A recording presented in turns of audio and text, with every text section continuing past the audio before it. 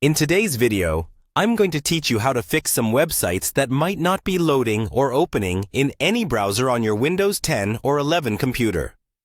We know how frustrating it can be when you're trying to access a website and it just won't load. But don't worry, I have a few steps here that should get you back on track in no time. First things first, let's tackle the basics. Check your internet connection.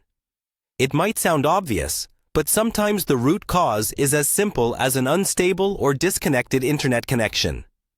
Make sure that your modem or router is on, and that your device is connected properly.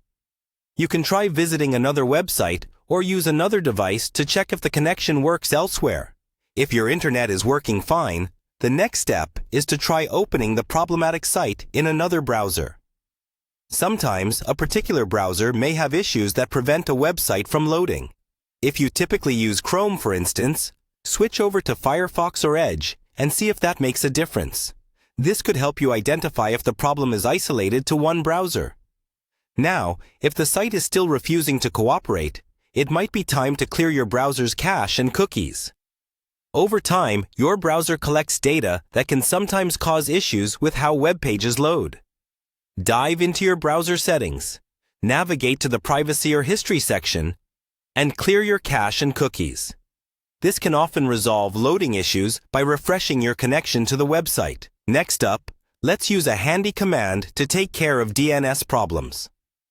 Press the Win+R keys to open the Run dialog box. Then type in CMD and hit Enter to open the command prompt. This is where you'll type ipconfig/flushdns and press Enter. Executing this command clears any outdated or corrupted DNS information that might be stuck on your system, allowing you to reconnect to the website with a fresh slate. Lastly, a simple solution that can sometimes do wonders: restart your PC. It can help to reset temporary glitches in your system and give your network settings a chance to reconfigure. So, there you have it. By following these steps, you're well on your way to resolving those pesky website loading issues. I hope this was helpful and that you're now able to browse the web without a hitch. Remember, sometimes the simplest solutions can be the most effective.